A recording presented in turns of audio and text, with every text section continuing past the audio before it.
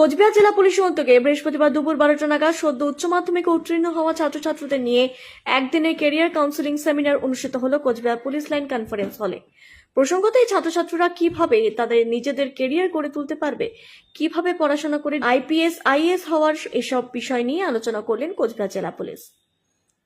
এদিন এই অনুষ্ঠানে উপস্থিত ছিলেন পুলিশ সুপার দ্যুতিমান ভট্টাচার্য, অতিরিক্ত police super Krishnagopal Meena, DSP headquarter Chandan Das, DSP traffic সহ পুলিশের অন্যান্য উচ্চপদস্থ কর্মকর্তারা। এই অনুষ্ঠান নিয়ে কি বলছেন কোচবিহার জেলা পুলিশ সুপার, শুনবো। বিহারের উচ্চ মাধ্যমিক যারা পড়ুয়া যারা পাস করেছেন, সদ্য যারা হায়ার সেকেন্ডারি পাস করেছেন, তাদের জন্য আমরা একটা কেরিয়ার কাউন্সিলিংয়ের এখানে ওয়ার্কশপ করছি। তাতে আমরা পুলিশের চাকরি ছাড়া অন্যান্য যে চাকরিতে কীরকমভাবে ঢোকা যায়, এন্ট্রি লেভেল কী আছে বা কী পরীক্ষা দিতে হয়, সেগুলো সম্বন্ধে একটা ধারণা তাদেরকে দিচ্ছি। আশা করা যায় এই যে এতে সব ছাত্রছাত্রীদেরই খুব উপকার হবে। স্যার, কতজনের মতো স্টুডেন্ট